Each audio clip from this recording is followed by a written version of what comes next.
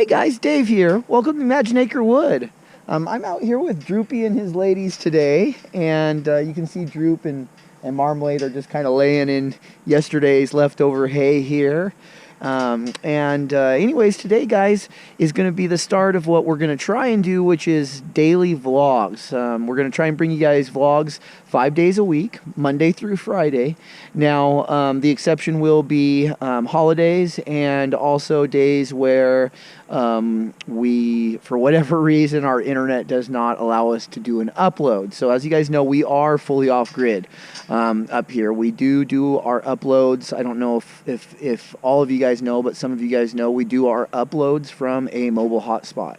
We have very shoddy reception up here from our mobile phones, but that's how we do our uploads. So with that said, we're going to try and do Monday through Friday daily vlogs. If you guys could, leave me a comment down there in the description of what kind of content you guys want me to see with me doing Monday through Friday. I'll have an opportunity to bring you guys a lot more in-depth kind of content that you guys want. So make sure to request something down there and below in the comments. And yeah, let's get after it, guys. Before we do, make sure to hit that like button, hit that subscribe button, hit that notification bell, and definitely leave me a comment, guys. I love to respond back to you guys. Anyways, let's get after it, guys. Today we've got some timber to take down. We're going to clear over in the Huckleberry patch. This time of year is a good time of year to take down timber. So we'll be clearing over for the Huckleberry patch to get some more sunlight and just getting some other things done around here. We'll see what we get into. All right, guys.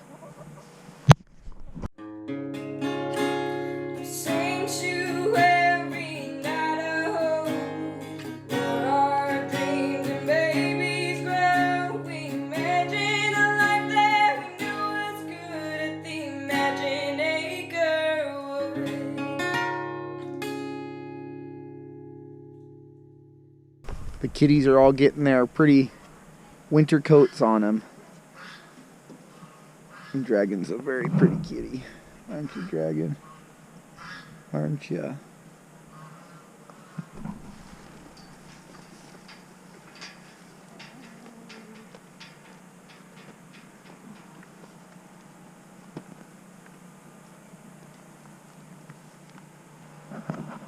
All right, guys. So maybe you can see up there we got our bat box installed on the old tool shed here. It also doubles as a coop. So this shed is split actually right about here. It splits, and this section is separated off as a coop. It's framed in as well. It was framed in as a separate room. This was actually an old cabin at a. This was an old cabin at a like a camp resort. So what we've got here is, again, I sectioned off this section. It was already sectioned off, but with a door coming into this section. So I just basically framed in that door and sealed it off with plywood. So we've got a coop here. And then in this side, this is just basically our storage for our tools and our garden supplies and Christmas decorations, that kind of stuff. Just a general storage shed right now until we get something better built. So, but anyway, so I hung the bat box. I don't know. I read that they recommend it to be at least 12 feet up. So we're I think I measured we were 14. I can't remember exactly, but I know we were over 12. So we'll see if bats come in there. They also recommended like a sunny, someplace that gets plenty of sun and warmth during the day, and so that gets mostly full sun through the afternoon. So I almost kind of worry it might be too hot, but especially in the summertime. But we'll see. We have lots of bats around here. It'd be cool to get some that live in there. So you guys can see here, I'm also consolidating our feed storage cans. Normally I keep these scattered around the property. Like usually I keep a couple down by the pigs. I keep a couple over here by on the back side of the chickens. Just keeping my feed so I can feed all the livestock closer to where they're located. But what I've done now, since winter is getting ready to set in, I've got a pretty large overhang here on the old cabin. And so what I've done is I've put all of my storage containers here for feed under here in one location. This keeps them out of the way from possibly getting buried in snow out here in a snowstorm. When I have to plow, having to plow out to get to them or shovel to get to them. I've got it all here where, it's covered and it's safe. So eventually I want to get some plastic storage containers for that, for my feed, so that way through winter I don't have to worry about getting it wet and stuff. But so far these have worked out. I just have to buy feed more frequently. I can't really store it long term, so that's a trade-off right now for us. You can see I've got the trailers stored over here. On the back side of them I've got some of our other like corral panels and stuff, and I've still got some more things to put over here, but basically our fencing material and our animal material. Oh my goodness, no, she got a flat, guys. Dang, that stinks. She got a flat. Dang, I must have picked up a nail somewhere, guys. Well, that's no fun. I just noticed that right now. Well, that's no good because those tires were good tires. So we're going to have to get that plugged. If it was a nail, hopefully we can get it plugged. Anyways, we got Country Girl over here, and we've got the other 2-horse trailer over here. And so we're just getting these things out of the way for the plow in the wintertime so I can get snow moved around where I need to get it to. So yeah, you can see we're having to break through the ice every day. I got to get out here and break through again today, but you can see I've kind of tried to keep a center bubble there in the center cleared out for them. So having to just bring them smaller amounts of fresh water daily right now until the snow comes. When the snow comes, the yaks can eat the snow. The other livestock will have to just get smaller batches of water throughout the day because it just freezes otherwise. So yeah, well, that'll be a future video, I guess, pulling that tire and trying to plug it. So anyways, yeah, what we're doing is we're putting all of our fencing material on the other side of the trailers here. We've got a few more, some of these railroad ties that we use as corner posts out here, so we'll get those over there as well out of the way. Eventually they're going to be right here for our run to be able to load up the yaks on the trailer here when we need to. And this is just kind of overall out of the way. No cars really need to come through here. We've got 2 big mounds here that we got to get rid of. Eventually we'll have a big roundabout here, trying to get all this cleared out in time for the snow. Had a burn pile. So yeah, lots going on out here, guys. We're just trying to get ready for winter. Eventually when winter comes, basically what happens is I can keep it plowed, but what happens is eventually you run out of places to put it with the plow. So I don't have a large blower. We've just got the push blower there for foot trails. So what we're going to have to do is push it way back, have sections to push it way back. So I may be mounting some in the yak pasture, but this whole area has to keep clear. So we've got a clearing over here by the house, so we'll be pushing snow over there. We'll have a big mound there. We're going to have another big mound out by the pigs, and then if we need to, we'll push it into the yak pasture and have a big mound in the yak pasture if we need to. So do the best we can with just pushing it as far back as we need to from the very start, so that way we don't run into issues of running out of space to put it. So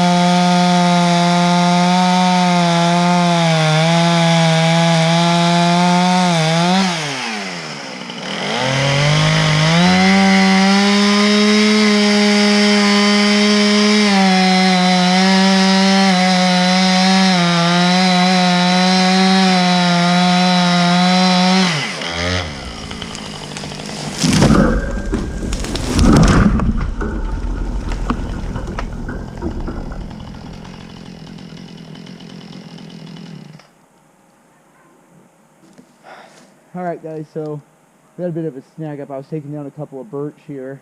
Basically what I'm doing is this whole area here, let me take you over there. See if I can get you disconnected. Alright, so this whole area over here, guys, is alright, sorry about that guys. So this whole area over here is our huckleberry patch. And so what I'm doing is I'm clearing timber out here. This time of year is the best time of year to take down timber, in my opinion. So we'll take these down, we'll process it down into lengths and get it up out of here for the day. So that's what we're doing. We're just getting more sunshine in on our huckleberry patch in hopes that it will continue to grow and thicken and get better, mature. So huckleberries are very hard to, you can't transplant them really, these type of huckleberries, and so you just kind of get them where they grow. And so what we want to do is we want to cultivate this patch the best we can. We're one of the few people blessed on this area, in this area, to have a size patch that we do. So it's a good size patch, and yeah, so we took down this larch tree, and the larch tamarack will make great firewood. The birch, we'll end up burning that for firewood as well. But yeah, so we'll process this down, and this will get burnt either at the end of this season, or hopefully we can push it off, and what we have will get us through until next year, and then this stuff will be burned next winter. We'll see. But taking it down, so thinning it out. All this shrubbery in here, all these shrubs that you see, that's all huckleberries that have gone dormant. So so we're gonna thin out this. You see, I kind of did over here. I thinned through some of here when I found out it was huckleberries last season, and so, but all of these are all huckleberry bushes, guys. So what we're trying to do is, again, get this all cleared out so sun, and you can see the sun's actually hitting today. We got actually a rare sunny day this fall, so the sun's shining through here.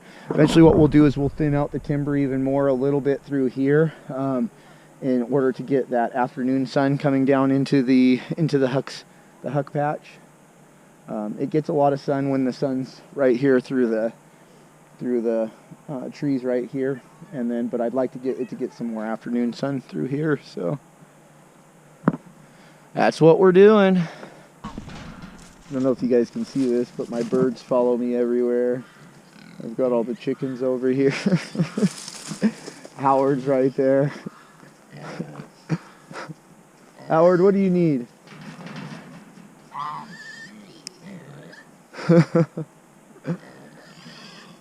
Alright, you guys are going to have to get out of the way. You can see all the pigs are doing good over there.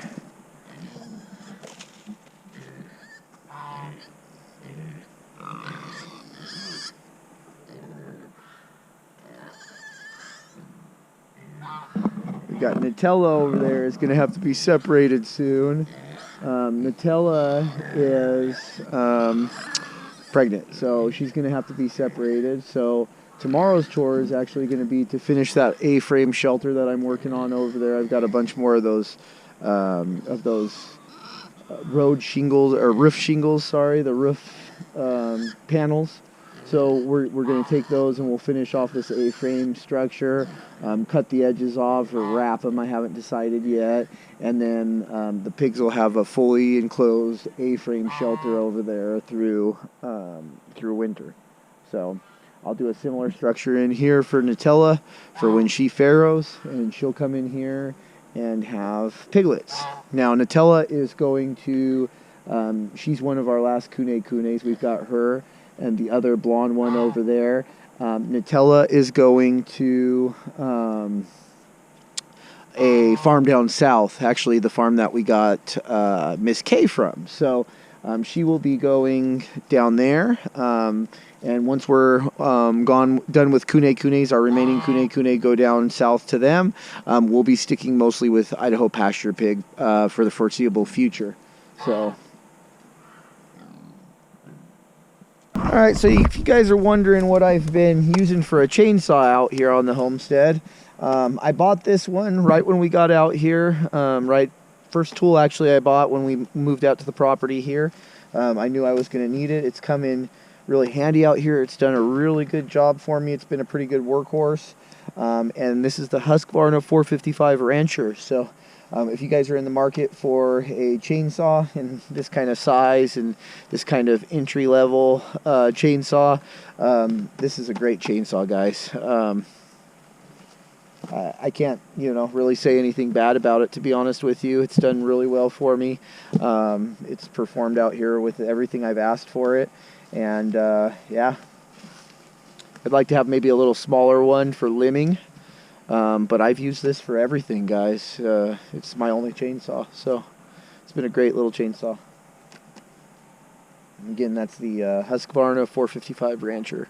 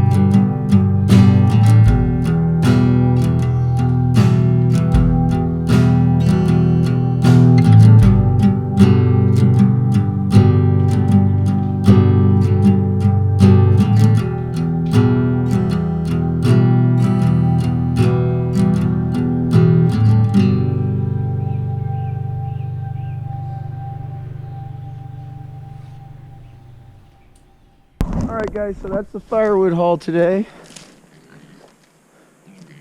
I don't know, maybe a half a cord, something like that. So, pretty good day. Pretty good day of firewood here. So, we'll eventually get that split and stacked up. Right now we're going to load it up in the back of the pickup truck and get it hauled up the hill here. Yeah guys, so anyways, thanks again for watching. If you haven't already, please hit that like button, hit that subscribe button if you're not a subscriber, and hit that notification bell so we can bring you more content. We'll see you guys tomorrow.